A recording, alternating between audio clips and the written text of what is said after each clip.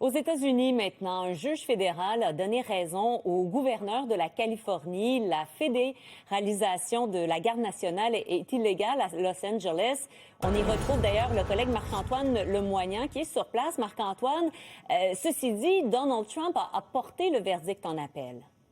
Oui, voilà. D'abord, commençons par ce verdict qui est tombé hier, tout juste après 18 heures ici à Los Angeles, par un juge de première instance qui s'est penché sur la question à savoir si Donald Trump avait le droit ou non de mobiliser la garde nationale. Le juge a tranché. Il a dit que c'était une action illégale. Pour deux raisons. Parce qu'il n'y a pas de rébellion, comme le prétend donc le président américain, mais aussi parce qu'il n'a pas été autorisé par le gouverneur de l'État, Gavin Newsom.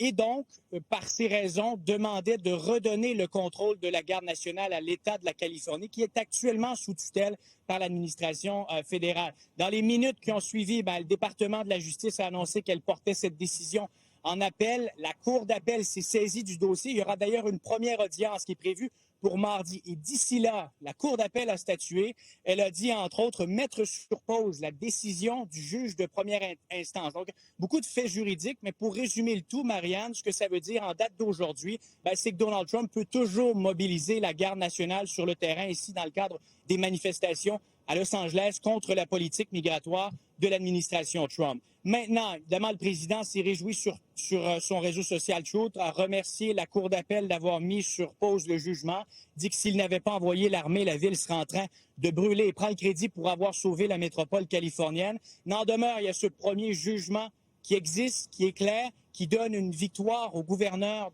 de la Californie, Gavin Newsom. C'est comme ça qu'il le prend. On va l'écouter hier, c'était à la sortie donc, de cette audience à San Francisco. Today was really about a test of democracy. And today we passed the test. We, the people, passed the test. This decision was important because it's about constraints, it's about limits, it's about our democracy. And that's why we're very grateful by the order. Et Marc-Antoine, à Los Angeles, les Marines commencent à être déployés. Et vous l'aurez remarqué, Marianne, il n'était pas considéré dans ce jugement hier porté par le juge. C'est simplement parce qu'il n'était pas encore déployé. Vous l'avez dit, commence à être dispersé sur le terrain. On en compte environ 200 des 700 qui ont été mobilisés. On la tâche donc de protéger les employés, les bâtiments fédéraux, entre autres un bâtiment qui se trouve à une vingtaine de kilomètres, là où on se trouve, là, plein cœur du foyer des tensions. Je vous le rappelle, on est à cette 8e journée de confrontation entre manifestants et policiers ici à Los Angeles. Et Marc-Antoine, tu suis évidemment les manifestations qui pourraient avoir cours aujourd'hui, mais aussi ce qui se prépare en vue de la parade militaire demain à Washington.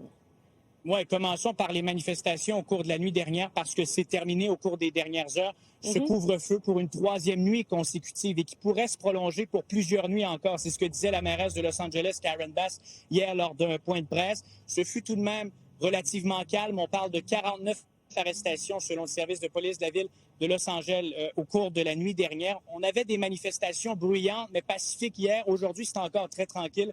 Je me trouve devant l'un des bâtiments fédéraux, ici, plein cœur du centre-ville. Et je le dis, c'est plutôt calme. Ça devrait s'activer au cours des prochaines heures. Il n'est que 11 heures dépassées tout juste. Vous parliez de ce défilé militaire à Washington. Il y aura d'autres manifestations un peu partout à travers le pays en réponse donc à ce défilé militaire.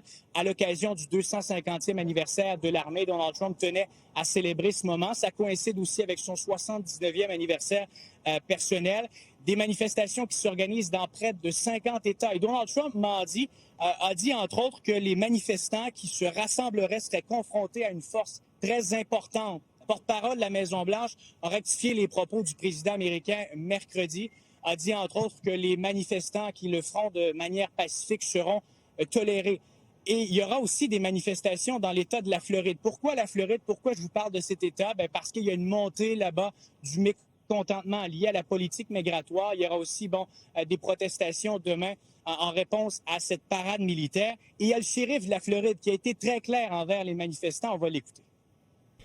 If you throw a brick, a firebomb, or point a gun at one of our deputies, we will be notifying your family where to collect your remains at, because we will kill you graveyard dead. Alors voilà, Marianne, ça a le mérite d'être clair tout de même et ça met la table pour ces manifestations qui auront lieu demain partout à travers les États-Unis. Pour ce qui est de nous ici à Los Angeles, on continue de suivre ce qui se passe sur le terrain. En direct de Los Angeles, Marc-Antoine Lemoignan, merci. Au revoir. Au revoir.